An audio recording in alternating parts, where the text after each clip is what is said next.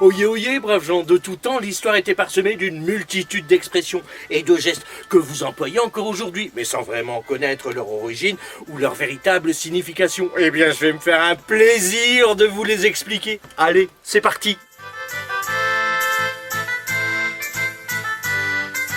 Aujourd'hui, nous allons voir une expression qui nous parle d'équitation. Et c'est monter sur ses grands chevaux.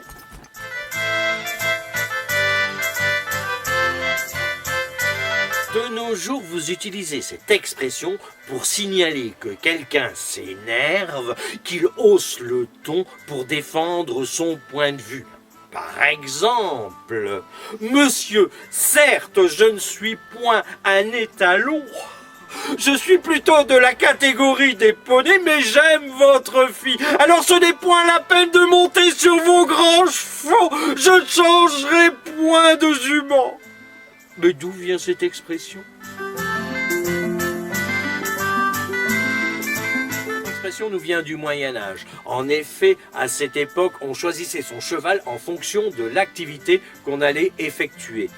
Le majestueux Palefroid servait pour les parades, le robuste Roussin pour les travaux des champs, et le courageux Destrier pour les tournois et la guerre. Ce dernier, le plus réputé, était considéré comme le plus grand et le plus puissant de tous. Monter sur ses grands chevaux désignait partir au combat avec fougue, en chevauchant les montures les plus imposantes.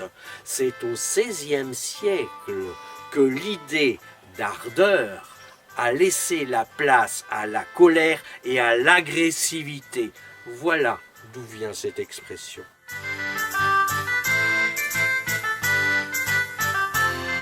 Monter sur ses grands chevaux, c'est chevaucher sa colère. En somme, c'est prendre le mors aux dents et faire de son irritation son cheval de bataille.